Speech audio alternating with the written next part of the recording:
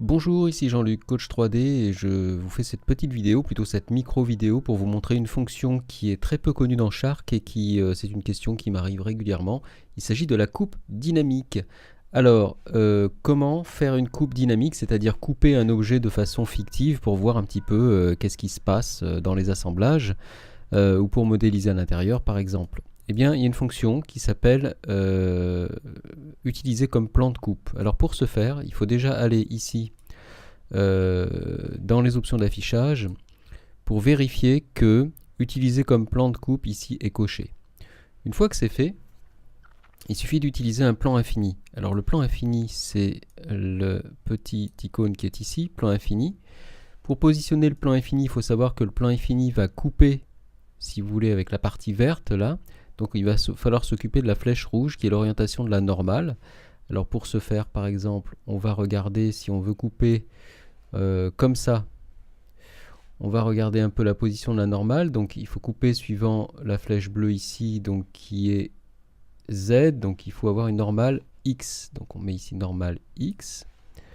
On va mettre un plan infini, mettons ici. Voilà. Donc là on a notre plan infini.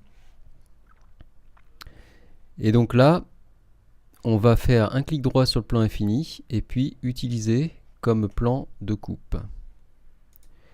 Et partant de ce principe-là, on a donc notre coupe dans notre assemblage, alors qui est une coupe fictive, hein, c'est juste pour regarder ce qui se passe à l'intérieur. Et si on sélectionne ce plan-là et qu'on met la poignée on, donc la poignée, le manipulateur on, manipulateur que vous pouvez avoir au moyen de l'inspecteur ici, vous allez dans cet onglet et poignée active. Et bien à ce moment-là, quand vous tirez la poignée, vous allez pouvoir régler en fait la position de la coupe de façon dynamique. Et c'est pour ça qu'on appelle ça une coupe dynamique.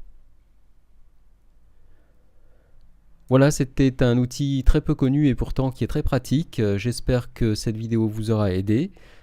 Si vous voulez d'ailleurs entre autres supprimer en fait votre coupe une fois qu'elle est faite, il suffit simplement d'aller supprimer le plan de coupe qui est ici. Et puis voilà, tout va bien. Inscrivez-vous à la chaîne pour être tenu au courant des nouvelles vidéos, partagez cette vidéo et un petit pouce vers le haut. Ça fait toujours plaisir. À bientôt. Au revoir.